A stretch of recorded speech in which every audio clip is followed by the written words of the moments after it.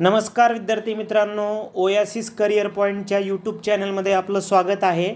या व्हिडिओमध्ये आपण पाहणार आहोत 15 डिसेंबर 2013 रोजी जो TET पेपर क्रमांक 2 झाला होता, या पेपरमधील बालमानसशास्त्र व अध्यापनशास्त्र या विषयाच्या संदर्भाने जे तुम्हाला 30 प्रश्न विचारण्यात आले होते, या 30 प्रश्नांवर विश्लेषणात्मक चर्चा आपण या व्हिडिओच्या माध्यमातून करणार आहोत। तर अधिक वेळ न घेता लगेच आपण प्रश्न बघूयात। प्रश्न आहे, हॉवर्ड आणि रॉथवे यांच्या मते शारीरिक विकासाचा वेग जन्मापासून डॅश डॅश वर्षापर्यंत खूप असतो। 1 वर्षापर्यंत, 2 वर्षापर्यंत, 3 वर्षापर्यंत, 4 वर्षापर्यंत। तर रॉथवे आणि हॉवर्डच्या मते जन्मापासून 2 वर्षापर्यंत बालकाच्या शारीरिक विकासाचा वेग जास्त असतो। त्यानंतर नेक्स्ट क्वेश्चन आहे, मूळ बौद्धिक कुवत सारखी असणाऱ्या 2 मुलांपैकी एक अत्यंत सामान्य वातावरणात व दुसरे समृद्ध वातावरणात वाढले तर।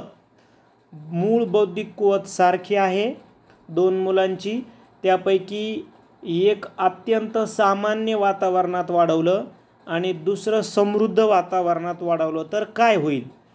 बघा, दोघांचाही विकास सारखाच होईल असं आपल्याला म्हणता येणार नाही, कारण वातावरणात फरक आहे। एकाला सामान्य वातावरण आहे आणि दुसऱ्याला समृद्ध वातावरण आहे। पहिल्याचा विकास दुसऱ्यापेक्षा चांगला व जास्त होईल नाही, कारण पहिल्याला तर सामान्य वातावरण आहे, दुसऱ्याला तरी समृद्ध वातावरण आहे, म्हणजे हा पण चुकला। दुसऱ्याचा विकास पहिल्यापेक्षा चांगला व जास्त होईल, हे मात्र बरोबर असू शकतं, कारण दुसऱ्याला वातावरण चांगलं दिलेलं आहे, आपण समृद्ध दिलेलं आहे, पहिल्याला सामान्य वातावरण दिलेलं आहे, म्हणून दुसऱ्याचा विकास पहिल्यापेक्षा चांगला होईल। सांगता येत नाही, तर याला बरं उत्तर निवडायची काही गरज नाही। तर पर्याय 3 हेच आपल्याला दिलेल्या विधानावरून योग्य उत्तर निवड करता येईल। त्यानंतर पियाजेने व्यक्तीच्या बौद्धिक विकासाच्या दृष्टीने ठरविलेल्या टप्प्यांमध्ये पुढीलपैकी कोणत्या टप्प्याचा समावेश नाही? पियाजेनं जी बौद्धिक विकासाची अवस्थात्मक उपपत्ती मांडली, ज्याच्यामध्ये त्याने 4 स्टेजेस सांगितल्या, त्यापैकी कोणती एक स्टेजेस नाही असा सरळ प्रश्न आहे। आता इथं आपण तुमच्या माहितीस्तव पियाजेचा एक शॉर्टकटमध्ये 4 स्टेज घेतल्यात लिहून। बघा, पर्याय वाचू अगोदर की कोणती नाही। शब्दपूर्व अवस्था तर ही आहे। क्रियापूर्व प्रतिनिधित्वाचा काळ हा पण आहे। अमूर्त क्रियात्मक अवस्था ही नाही आहे, म्हणजे हेच उत्तर आहे आपलं। बौद्धिक विकासाची अवस्था, तर ही बौद्धिक विकासाची अवस्था म्हणजेच पियाजेची जी औपचारिक क्रियात्मक अवस्था आहे तिलाच बौद्धिक विकासाची अवस्था असं म्हणतात। बघा, शब्दपूर्व अवस्था म्हणजेच संवेदककारक अवस्था आहे, ठीक आहे। क्रियापूर्व प्रतिनिधित्वाचा काळ म्हणजे हा बघा, क्रियापूर्व अवस्था म्हणजे दुसरी पण आहे। तिसरी आहे, कारण इथं अमूर्त नाही आहे, अमूर्त क्रियात्मक नाही आहे, तर मूर्त क्रियात्मक आहे, म्हणून कोणती नाही पियाजेनं सांगितलेल्या 4 पर्यायापैकी, तर ही नाही, कारण इथं अमूर्तऐवजी मूर्त पाहिजे होतं, म्हणून तेच उत्तर आहे आपलं जे चुकीचं आहे, ठीक आहे। बौद्धिक विकासाची अवस्था म्हणजेच पियाजेची 4थी अवस्था, ज्याला आपण औपचारिक क्रियात्मक अवस्था असं म्हणतो। त्यानंतर संकल्पना निर्मितीसाठी व अमूर्त विचार करण्यासाठी प्रथम मुलांना प्रत्यक्ष अनुभव दिले पाहिजेत असे आग्रही मत कोणी मांडले? तर प्रत्यक्ष अनुभव द्या मुलांना, तर अमूर्त विचार करण्यासाठी, तर ते पियाजेचंच मत होतं। आपण नुसतं पियाजेची ही तिसरी स्टेज जरी वाचली तरी आपल्याला लक्षात येते की बघा, हे दुसऱ्यामध्ये बी तो काय म्हणतो, संबोध निर्मिती सुरुवात होते आणि प्रत्यक्ष कृतीतून ज्ञान मिळविल्या जाते। म्हणजे विद्यार्थ्याला जर अमूर्त बाबीबद्दल नॉलेज द्यायचं आहे तर त्याला प्रत्यक्ष अनुभव दिले गेले पाहिजेत, अशा मताचा पियाजे होता। पर्याय 4 हे उत्तर आहे। त्यानंतर किशोरावस्थेत औपचारिक शिक्षणाला सुरुवात झाली की पुढीलपैकी कोणती गोष्ट टाळावी? किशोरावस्थेमध्ये औपचारिक शिक्षणाला सुरुवात झाली म्हणजे एकदम शाळेमध्ये बालक चालला, तर कोणती गोष्ट टाळायला पाहिजे? लेखन वाचन या कौशल्यावर भर द्यावा, हे तर गरजेचं आहे. ठीक आहे. शालेय तासिका मोठ्या असाव्यात, हीच टाळावी, म्हणजे हेच उत्तर असणार आहे. कारण किशोरावस्थेमध्ये बालक कंटिन्युअसली अध्यापन करू शकत नाही, म्हणून शालेय तासिका या लहान लहान असतात बघा, अर्धा तास, 30 मिनिटं, म्हणजे कधीकधी 35 मिनिटे, 40 मिनिटे. ठीक आहे. आणि ज्यावेळेस तुम्ही महाविद्यालयामध्ये जातात त्यावेळेस तासिका मोठ्या असतात, कारण त्याची आपली ऐकून घेण्याची, श्रवण करण्याची कॅपॅसिटी जास्त असते, म्हणून लहान बालकाला लहान वयामध्ये लहान तासिका असाव्यात. तर मग हीच बाब टाळावी, ते म्हणतात मोठ्या तासिका असाव्यात, हीच बाब टाळावी. कारण अध्यापनात कृतीला जास्त प्राधान्य द्यावे का? तर हो. नाट्यीकरणामध्ये भाग घेण्याची संधी द्यावी का? तर हो. कारण कृतीयुक्त अध्यापन जर असेल तर विद्यार्थ्याला त्याच्यामध्ये इंटरेस्ट येईल. किंवा नाटकाच्या स्वरूपामध्ये जर विद्यार्थ्यांना एखादे खेळ, नाटक, स्टेजेसवर विद्यार्थ्याला जाऊन दिलं तर विद्यार्थ्याला शाळेबद्दल, अध्ययनाबद्दल आवड निर्माण होते. म्हणून 1, 3 आणि 4 हे सकारात्मक आहेत. काय टाळावं? मोठ्या तासिका टाळाव्यात. ठीक आहे. म्हणून पर्याय 2 हे उत्तर आहे. नेक्स्ट, खाली दिलेल्या नियमांमध्ये अनुवंशाचा नियम कोणता नाही म्हटले? अनुवंशाचा कोणता नियम नाही? साधर्म्याचा नियम, वैविध्याचा नियम आणि परागतीचा नियम. आता पूर्ण अनुवंश हा ज्यावेळेस आपण टॉपिक अभ्यासतो सायन्समध्ये, ज्याच्यामध्ये मेंडेलची खूप महत्त्वाची भूमिका आहे, त्यावरूनच हे 3 नियम सांगितलेले आहेत. कोणते? साधर्म्याचा, वैविध्याचा आणि परागतीचा. याच्यामध्ये कोणता नियम नाही? परिणामाचा हा अनुवंशाच्या संदर्भाने नियम नाही. म्हणजे पहिला, चौथा हे आपल्या प्रश्नाचं उत्तर आहे. कारण साधर्म्याचा नियम आहे. साधर्म्याचा नियम काय सांगतो? की प्राणी व मानव त्यांच्यासारखाच एक सजीव तयार करतात. जसं मानवाला जे बाळ होईल तर ते मानवासारखंच दिसेल. ठीक आहे. एखादी गाय आहे, तिला गाईला जर जे काय बाळ होईल तर ते गाईसारखंच असेल. तर हा साधर्म्याचा नियम आहे. वैविध्याचा नियम काय सांगतो? वैविध्याचा नियम सांगतो की प्रत्येक व्यक्ती इतरापेक्षा वेगळी असते. म्हणजे उदाहरणार्थ मानव आहे, तर मानवाला साधर्म्याच्या नियमानं मानवासारखाच दिसणारा प्राणी तयार होतो, म्हणजे 2 हात, 2 डोळे, 2 पाय. पण वैविध्याचा नियम असा सांगतो की प्रत्येक व्यक्ती ही वेगवेगळी असते. म्हणजे तिच्यामधल्या क्षमता, भावभावना, चिकित्सक वृत्ती, विचार, त्यांची गुणवैशिष्ट्ये वेगवेगळी असतात, प्रत्येक व्यक्तीचे स्वभाव वगैरे. म्हणून त्याला वैविध्याचा नियम म्हटलो आपण. परागतीचा नियम काय आहे? की त्याला आपण सरासरी झुकण्याचा गुणधर्म म्हणतो. जसं आईवडील दोघे उंच असतात, ठीक आहे, मात्र बालक कमी उंचीचा असतो, किंवा त्याच्या उलटही. ठीक आहे. म्हणजे आईवडील बुटके असू शकतात तर एखाद्या वेळेस बालक उंचीचा बी होऊ शकतो. आईवडील गोरे असू शकतात. असा हा जो नियम सांगितला जातो सरासरी गुणधर्म झुकण्याचा, तर त्याला परागतीचा नियम असं म्हटलं जातं. म्हणजे हे 3ही अनुवंशाचे नियम आहेत, मात्र हा परिणामाचा असा कोणताही अनुवंशामध्ये नियम नाही. म्हणून हेच उत्तर आहे पर्याय क्रमांक 4. 25 पेक्षा कमी बुद्धिगुणांक असलेल्या विद्यार्थी पुढीलपैकी कोणत्या वर्गात बसले? म्हणजे बसतील वर्गात इन द सेन्स ते जे काही ग्रुप केलेत त्यांनी, त्या अशा अर्थाने तो वर्ग शब्द घ्यायचा आहे.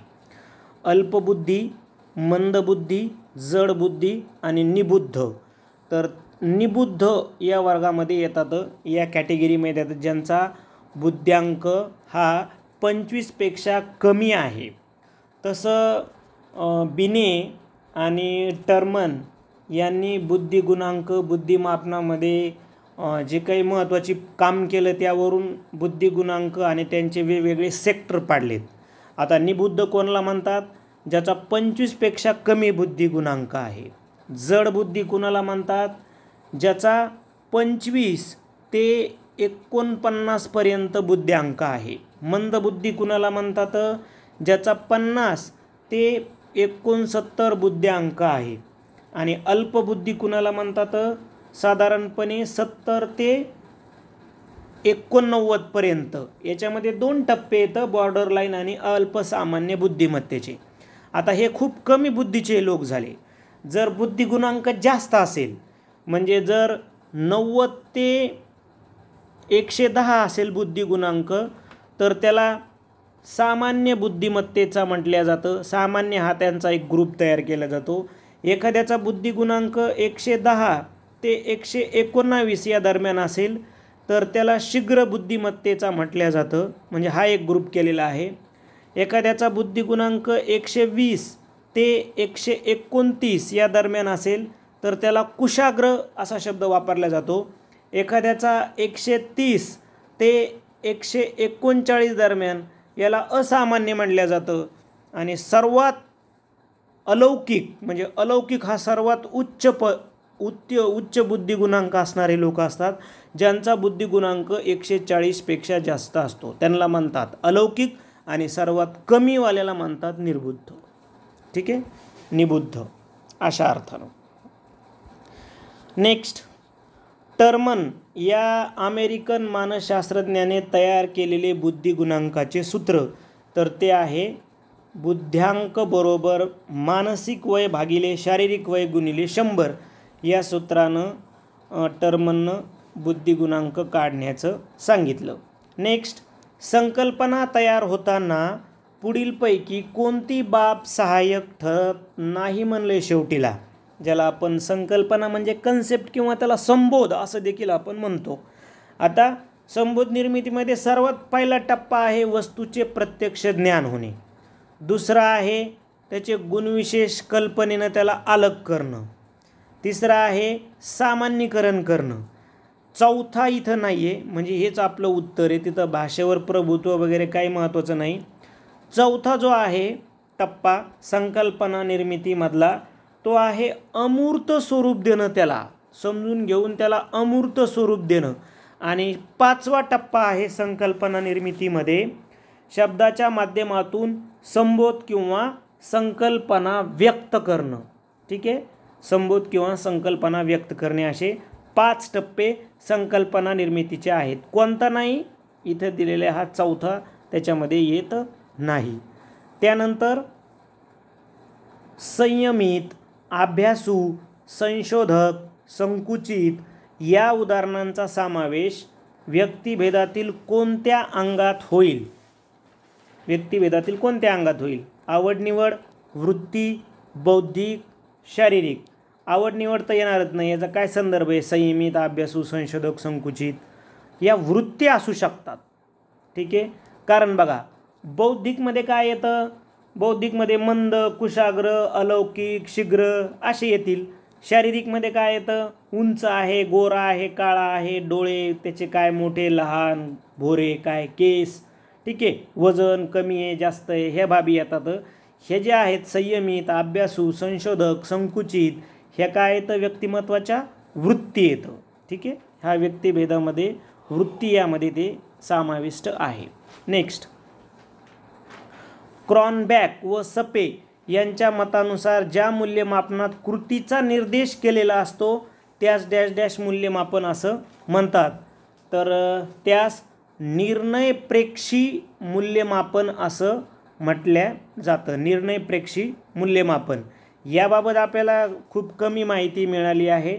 जर कुणाला या मूल्यमापन प्रकाराबद्दल माहिती असेल एक्स्ट्रा, तर त्यांनी कमेंट बॉक्समध्ये 1-2 ओळीमध्ये शॉर्टमध्ये लिहा, जेणेकरून ते आपल्या सर्वांना उपयुक्त होऊ शकतं.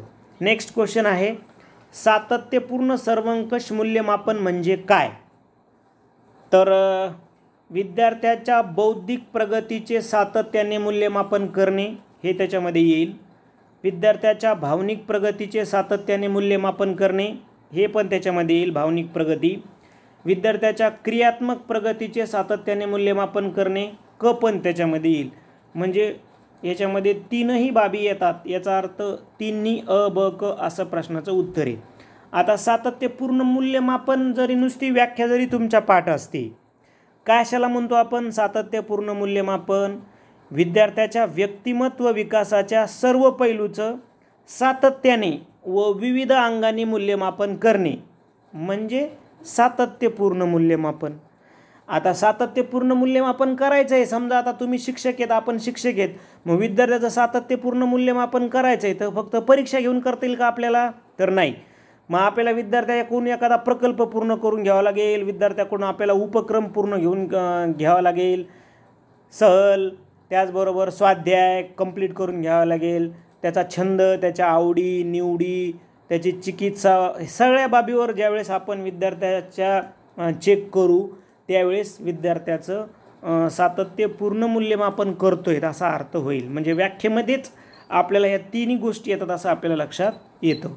नेक्स्ट, 1959 साली गिलफोर्ड यांनी मांडलेल्या बुद्धिमत्तेविषयीच्या उपपत्तीचे एकूण घटक मांडले आहेत. तर हे उपपत्तीचंच नाव आहे डॉक्टर. आपल्याला माहिती आहे की गिलफोर्डची 120 बुद्धिमत्तेच्या 120 घटकाची उपपत्ती असं आपल्याला पाठांतरच आहे त्याचं झालेलं. ठीक आहे. तर याबद्दल जास्त चर्चा करायची गरज नाही. आपण प्रत्येक व्हिडिओमध्ये याची डिटेल चर्चा केलेली आहे. व्यक्तिभेद लक्षात घेऊन शिक्षकांची अध्यापन पद्धती इष्टते बदल केले पाहिजेत. कारण व्यक्तिभेद लक्षात घेऊन शिक्षकांनी अध्यापन पद्धतीमध्ये बदल करायचे येतो. त्याचं कारण काय? मुलांची बौद्धिक पातळी भिन्न असते. बरोबर आहे. ठीक आहे. म्हणजे शिक्षकाने त्यानुसार अध्यापन पद्धतीत बदल करावा. मुलांची आकलन शक्ती भिन्न असते. हे पण बरोबर आहे. प्रत्येक मुलाची आकलन शक्ती सारखी नसते. प्रत्येक विद्यार्थ्याला कुवतीनुसार प्रगती करण्याचा अवसर मिळेल. यस, म्हणजेच वरीलपैकी सर्व असं आपल्याला उत्तर घेणं अपेक्षित आहे. नेक्स्ट, जॉनला लॅटिन भाषा शिकण्या अगोदर शिक्षकाला जॉनबद्दल माहिती व ज्ञान असले पाहिजे. या विधानावरून खालीलपैकी कोणत्या शिक्षणाचा बोध होतो? ठीक आहे. लॅटिन भाषा शिकण्या अगोदर शिक्षकाला जॉनबद्दल माहिती व ज्ञान असले पाहिजे. तर हे विद्यार्थ्याबद्दल अतिरिक्त माहिती, विद्यार्थ्याची पार्श्वभूमी, कुठून आला, काय करतो, तर हे विद्यार्थी केंद्रित शिक्षणाचा भाग होईल हा. ठीक आहे. विद्यार्थी केंद्रित शिक्षणाचा.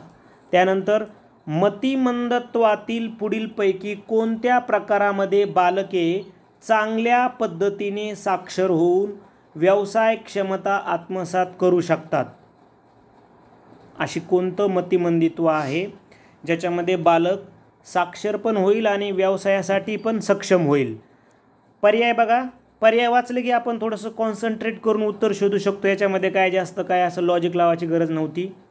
मध्यम मतिमंदित्व, सौम्य मतिमंदत्व, कडक मतिमंदत्व आणि गंभीर मतिमंदत्व. त्यातली त्यात सर्वात कमी काय असणार आहे? सौम्य मतिमंदत्व, की ज्यामध्ये बालक साक्षर होऊन व्यवसाय क्षमता त्याच्यामध्ये येऊ शकतात. म्हणजे पर्याय 2 हे आपल्या प्रश्नाचं उत्तर आहे. मेंदूला पक्षाघात होण्याचे पुढीलपैकी कोणते कारण नाही म्हटले शेवटी? ठीक आहे. गर्भवती स्त्रीने घेतलेली औषधे होऊ शकतं. मातेला गर्भावस्थेत झालेले आजार होऊ शकतो पक्षाघात. अपघातामुळे मेंदूला इजा होऊ शकते. कवटीचा मोठा आकार, तर याचा काही संदर्भ लागत नाही, म्हणून पर्याय क्रमांक 4 हेच उत्तर असणार आहे. त्यानंतर दृष्टिदोषावर मात करण्यासाठी पुढीलपैकी कोणती बाब करू नये? दृष्टिदोषावर मात करण्यासाठी कोणती बाब करू नये? पोषक आहार घ्यावा, ही तर करायला पाहिजे ना. डोळ्यावर प्रखर प्रकाश किंवा प्रकाश टाळावा, ही पण ठीक आहे ना, ही सकारात्मक झालं. पुस्तक जवळ घेऊन वाचावे, हे नको ना, हे टाळा. ठीक आहे. म्हणजे पर्याय क्रमांक 3 हेच उत्तर असणार आहे. पुस्तक जवळ घेऊ नका, म्हणजे हेच टाळा. दृष्टिदोषामध्ये जवळ न घेता थोडंसं जे काही सफिशियंट अंतर आहे त्यानुसारच आपण ते वाचन करायला पाहिजे. डोळ्यावर ताण येऊ देऊ नये, हे सकारात्मक आहे. ठीक आहे. म्हणजे काय टाळावं? पुस्तक जवळ घेऊन वाचणे हेच टाळावं. नेक्स्ट, खालीलपैकी कोणत्या विद्यार्थ्यामध्ये प्रज्ञावान मुलाचे लक्षण दिसून येते?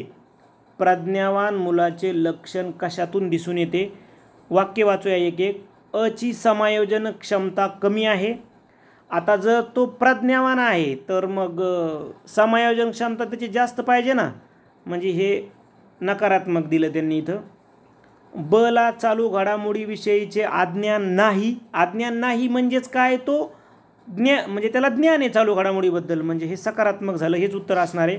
तरी पण राहिलेले पर्याय वाचूया. कला कौशल्यात कमी निपुण आहे, नाही ना, तो जर प्रज्ञावान आहे तर कला कौशल्य त्याचे तो आत्मसात करू शकतो, म्हणजे हे निगेटिव्ह. डच्या जाणीवा अवास्तव आहेत, प्रज्ञावान मुलाच्या जाणीवा ह्या वास्तव असतात, म्हणजे हे पण निगेटिव्ह. म्हणजे साहजिकच कोणते लक्षण दिसून येतं प्रज्ञावान मुलाचं, तर पर्याय 2चं दिसून येईल. पर्याय 2 हे आपल्या प्रश्नाचं इथं उत्तर असणार आहे. त्यानंतर नेक्स्ट क्वेश्चन, विशेष शिक्षकांनी खालीलपैकी कोणती बाब टाळावी.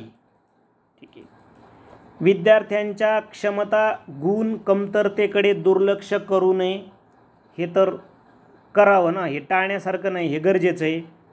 विशेष गरजा असणाऱ्या मुलांसाठी आवश्यक असणारी साधने उपकरणे साहित्य या बाबतीत अज्ञानी असू नये, हे बी गरजेचंच आहे ना, हे बी सकारात्मक आहे. विशेष गरजा असणाऱ्या मुलांच्या मानसिकतेचा विचार न करणे, आता उगे काहीतरी आपल्याला प्रश्न तयार करायचा म्हणून त्यांनी करून दिला, तुम्ही जर काळजीपूर्वक प्रश्न वाचू लागले, TETमध्ये एकतर प्रश्न समजून घेताना तुम्ही प्रश्न निगेटिव्ह आहे का नाही हे पाहायचं आहे.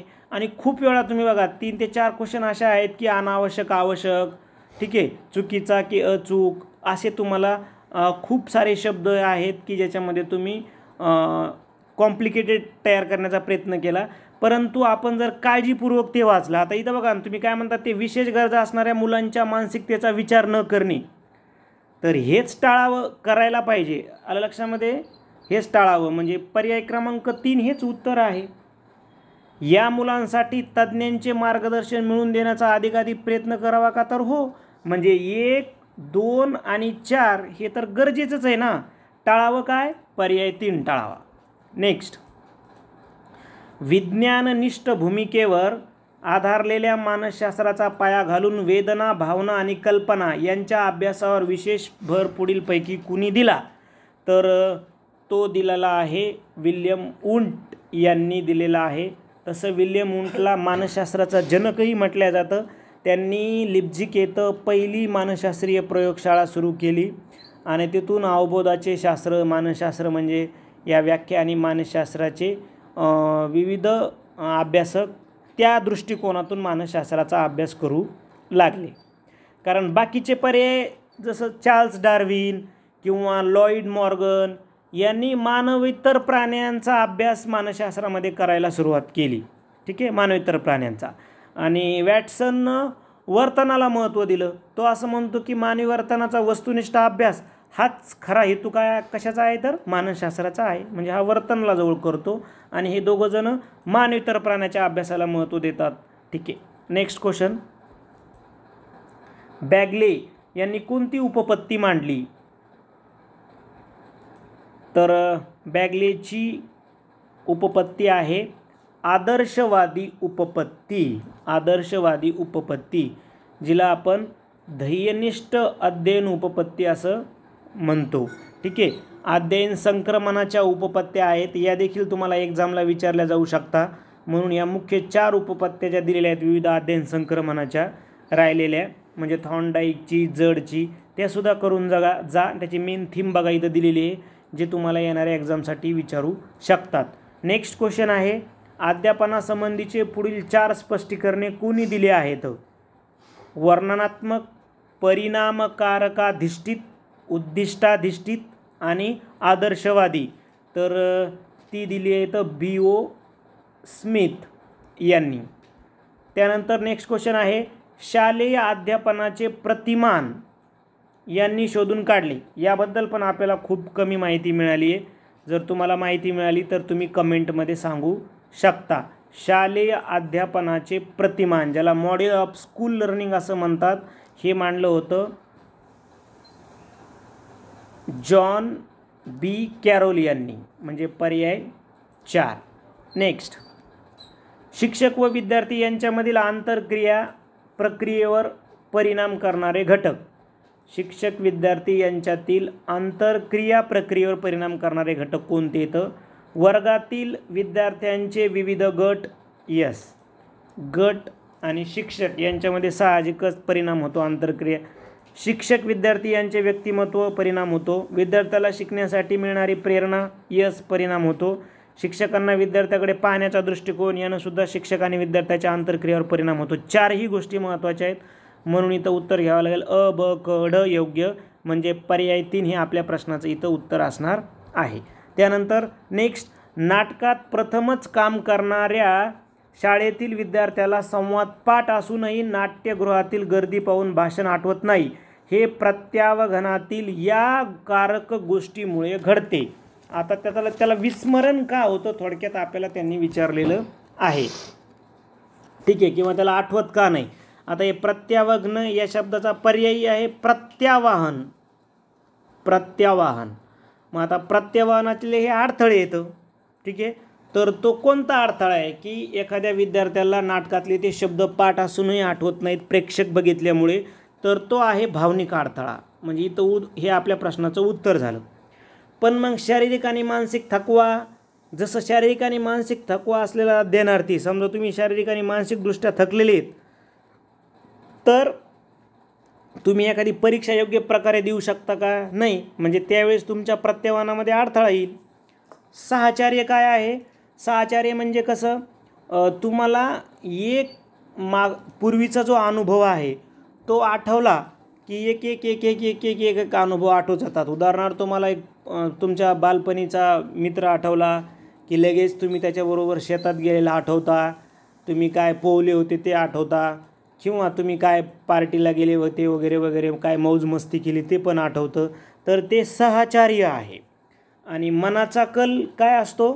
तर मनाचा कल म्हणजे काय, जसं आता आपल्याला वर्गात शिक्षकांनी सांगितलं की सोमवारच्या दिवशी तुमची भूगोलाची टेस्ट होईल आणि काही कारणास्तव तुमचे शिक्षक आले नाही आणि विज्ञानची टेस्ट घेण्यात आली, तर तुमच्या मनाचा कल काय झाला होता की भूगोलाची टेस्ट होणार आहे आणि त्याऐवजी विज्ञानाची टेस्ट घेतली तर प्रत्यावानामध्ये अडचण येऊ शकते, म्हणजे येतेच, ठीक आहे. म्हणून तो झाला मनाचा कल. नेक्स्ट, सहवास विषयक प्रेरणा खालीलपैकी कोणत्या प्रेरणेचा घटक आहे? मुख्य 3 घटक येतं, शारीरिक गरजा किंवा प्रेरणा, व्यक्तिगत गरजा आणि सामाजिक गरजा. तर सहवास विषयक प्रेरणा या सामाजिक मुख्य गरजेच्या घटक आहेत. सामाजिक गरजेचे उपघटक आहेत कोण? सहवास विषयक गरज आणि प्रतिष्ठा विषयक गरज. सहवास विषयक गरज मध्ये अजून सांगितलेत की सुरक्षा, परावलंबित्व, समाज मान्यता, जोडीदाराची गरज, मूल्य. आणि प्रतिष्ठाविषयक गरजेमध्ये श्रेष्ठत्व, सत्ता, स्थैर्य असे उपघटक सांगितलेले आहेत. एक्झामला विचारले, खूप साऱ्या इयरला, प्रत्येक इयरला जवळपास विचारले, म्हणून या 3 गरजा आणि त्यांचे उपघटकसुद्धा करून जा, जेणेकरून येणाऱ्या एक्झामला तुम्हाला ते उपयुक्त ठरू शकतं. खालीलपैकी अवधानाला नियंत्रित करणारा बाह्य घटक कोणता? अवधानाला नियंत्रित करणारा बाह्य घटक, अभिरुची, तात्कालिक गरजा, सवय आणि परिवर्तन. तर बाह्य घटक आहे परिवर्तन.